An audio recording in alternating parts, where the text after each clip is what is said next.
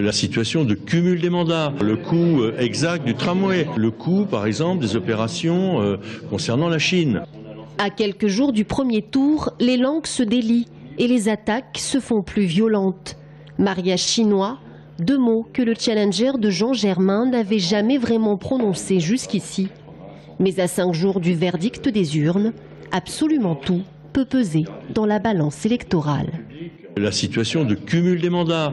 Il ne suffit pas de dire bah oui, je me présente au maire. Tout le monde a compris ça. On se présente au renouvellement du mandat de maire. Mais est-ce qu'en 2017, définitivement, et il peut annoncer aujourd'hui qu'il abandonnera le Sénat? C'est ça qu'il faut dire au Tourangeau. L'organisation des mariages chinois, elle, reste le sujet favori des colistiers.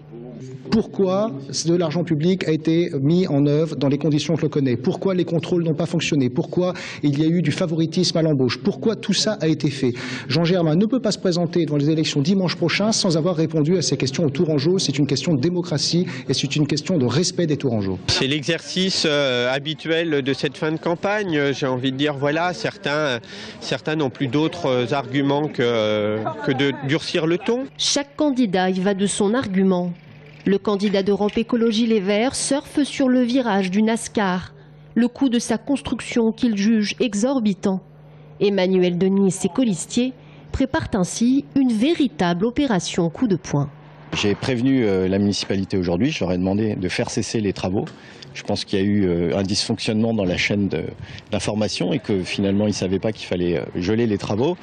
Donc demain matin, on ira constater que les travaux sont terminés, sinon on ira se mettre devant les machines pour arrêter les travaux.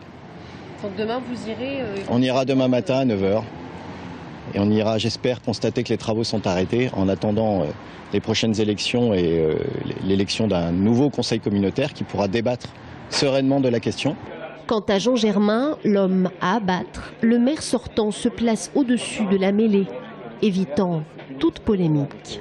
Moi, vous savez, je continue ma campagne avec les Tourangeaux. Je fais une multiplication de réunions d'appartements. Je fais mes réunions thématiques sur la santé, sur les personnes âgées, sur le sport, sur la culture. Je fais des réunions de quartier.